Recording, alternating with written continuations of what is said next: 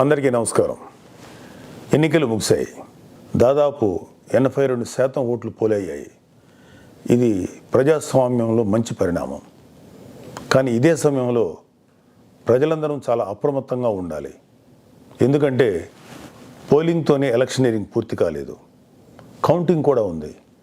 ఓటమి కళ్ళ ముందు కనిపించడంతో వైసీపీ అసురగణం ఎంతటి అరాచకానికి ఒడిగొడుతుందో పల్నాడు, తాడిపత్రి, తిరుపతిలో చూసాం. సైకోపాత్ అనే మాట మనం వింటూ ఉంటాం. ఈ జగన్మోహన్ రెడ్డి కూడా ఆ కోవలోకి వస్తాడో లేదో తెలియదు, కానీ ఖచ్చితంగా అతను ఒక సోషియోపాత్. ప్రజలను కులాలుగా, వర్గాలుగా, పార్టీల వారీగా విడదీసి చిచ్చులు పెట్టి ఆనందించే రకం. అతనిలో ఆ మానసిక స్థితిని మొదట్లో ఎవరు గుర్తించలేకపోయారు. ఆ వ్యాధిని తన అసురగణానికి కూడా అంటించాడు. ఈ సోషియోపాత్ మానసిక స్థితి రోజు రోజుకి ముదిరిపోయింది. ఓటమి కనిపిస్తుండటంతో వైసీపీ ముఠాలు ఉన్మాదంతో ప్రజల ఇళ్ల మీద పడి అరాచకం సృష్టిస్తున్నాయి. మాచర్ల వైసీపీ ఎమ్మెల్యే సంబంధీకుల ఇళ్లలో పెట్రోల్ బాంబులు దొరికాయంటే ఫలితాలు వచ్చాక వీళ్ళు ఎంత రాక్షసత్వానికి తెగబడబోతున్నారో ప్రజలు గ్రహించాలి. తాడిపత్రిలో పోలీసులు కూడా తమను తాము రక్షించుకునేందుకు అగచాట్లు పడ్డారు. అంటే వైసీపీ ఎంతగా రెచ్చిపోతుందో అర్థం చేసుకోవాలి. వైసీపీకి ఓటు వేయలేదని తెలిసి ఇళ్లలో చొరబడి మహిళలను, పిల్లల్ని అందరినీ చావుగొట్టే పైశాచికత్వాన్ని పెంచింది ఎవరు? ఖచ్చితంగా ఈ జగన్మోహన్ రెడ్డి అనే చెప్పాలి. విశాఖపట్నంలోని కంచరపాలెంలో ఓ కుటుంబం కూటమి అభ్యర్థులకు ఓటు వేసిందని తెలిసి వైసీపీ గుండాలు ఆ ఇంట్లో మహిళలను, చదువుకుంటున్న పిల్లలపై దుర్మార్గంగా దాడి చేసింది. గర్భంతో పుట్టింటికి వచ్చిన మహిళపైన తీవ్రంగా దాడి చేశారు. అంటే వైసీపీ రాక్షసత్వం ఏ స్థాయిలో ఉందో తెలుసుకోండి. ఇలాంటివన్నీ తెలుసుకొని చిక్కటి చిరునవ్వులు చెందించే వ్యక్తిని ఏమనాలి? మహేష్ బాబు స్పైడర్ సినిమాలో విలన్ సూర్య గుర్తొస్తున్నాడు కదూ. ఉత్తరాంధ్ర నుంచి రాయలసీమ వరకు ఎన్నికల అనంతరం హింసను ప్రేరేపించడంలో వైసీపీ ఓటమి కనిపిస్తుంది. రాబోయే ఓటమిని కప్పిపుచ్చుకునేందుకే ఈ దాడులు చేస్తుంది.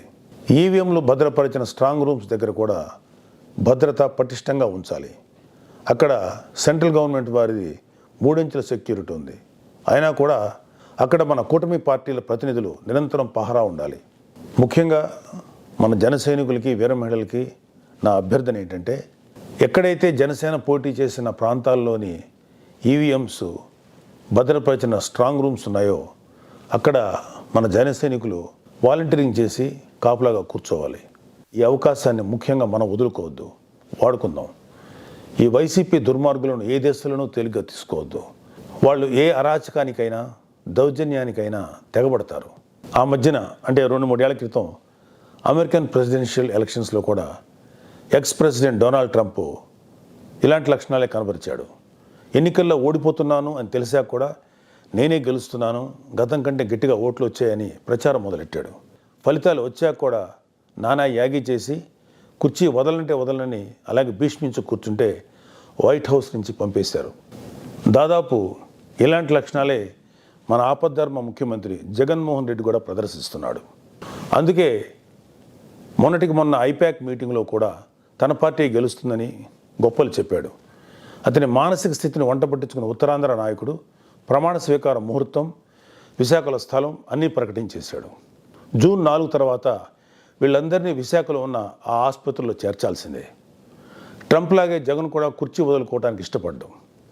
తన ఉన్మాద బృందంతో రాష్ట్ర వ్యాప్తంగా దాడులు, హింసకు తెగబడే ప్రమాదం లేకపోలేదు. దీనిపై కేంద్ర ప్రభుత్వానికి ఖచ్చితమైన సమాచారం ఉంది. అందుకే వచ్చే నెల 15వ తేదీ వరకు కేంద్ర బలగాలను మోహరించాలని చెప్పింది.